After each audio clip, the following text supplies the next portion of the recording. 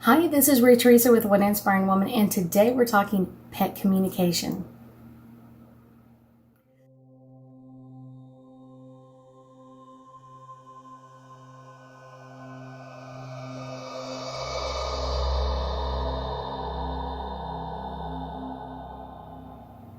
That's right. Today we are talking to a cute little kitty, not too far away from me, and Miss Prissy's family has some questions for her, and they've been trying to get some more information from her.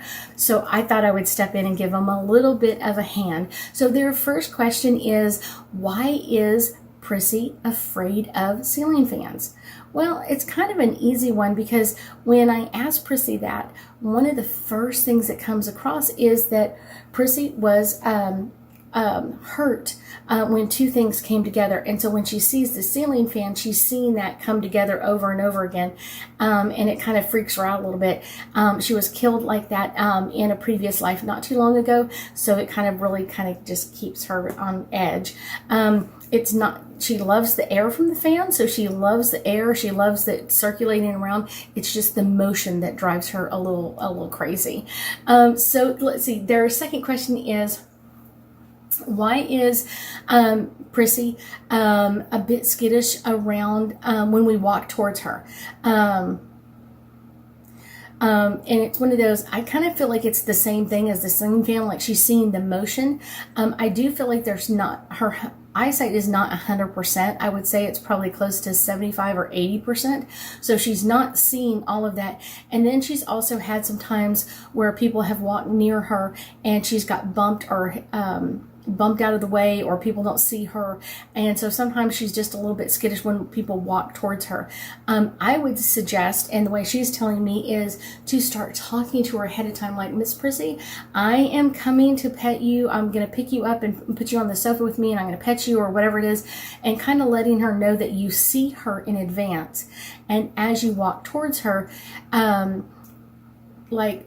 keep that very aware kind of in your mind of kind of like, I'm bringing this forward. And that's how pets communicate with us, is kind of through images. So letting her know that, like, you want her to sit with you on the sofa, or that you need her to sit in your lap for a period of time. So that makes it a little bit easier.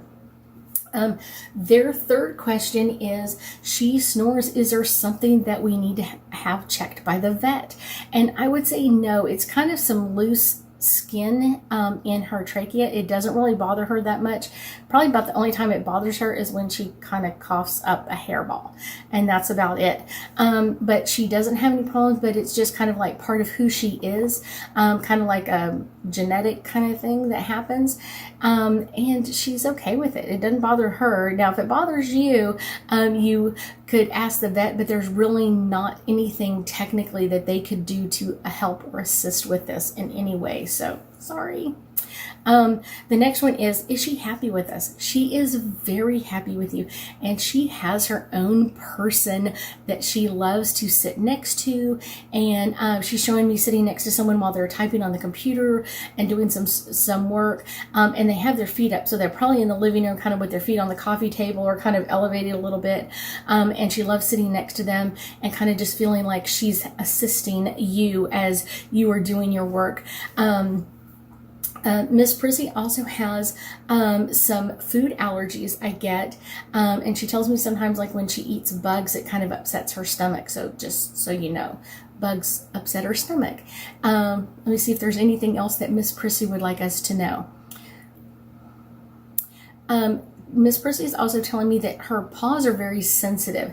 So when you kind of pet her paws, it really kind of drives her a little crazy. They're very sensitive, and so be very careful when you have to, like, touch her paws or her feet and kind of like open them up, or kind of make sure. Sometimes, like, they'll start limping on it, and you have to kind of check to see. So just know that they're very sensitive for her. The other thing is, she is asking me where the dog is. So I don't know if you have a dog or if someone nearby has a dog. She wants to know where the dog is because she hears a dog barking, and so she wants to know where the dog is and if the dog belongs to the family or not. So that's what I'm kind of thinking, like, and maybe it's a neighbor's dog that she's hearing, but she is definitely asking about the dog that she hears barking. And the way she's showing me, it kind of sounds like it's a little bit off in the distance, not like right next door, but maybe another neighbor close by. So she is asking about the dog because she's concerned about the dog. She's concerned that the dog barks a lot and yaps a lot, but also kind of seems to be in distress. So I don't know which dog that is, but she's concerned about the dog being in distress. That bothers her. And it could also bother her because it's bothering the family as well. So the family may be a little like, oh my gosh, I can't believe this dog is still yapping after all this time, or still making noises. And so that's something that distresses her out, probably because it distresses her family out. I thank you so much for joining me today, and I know that we'll be talking again soon.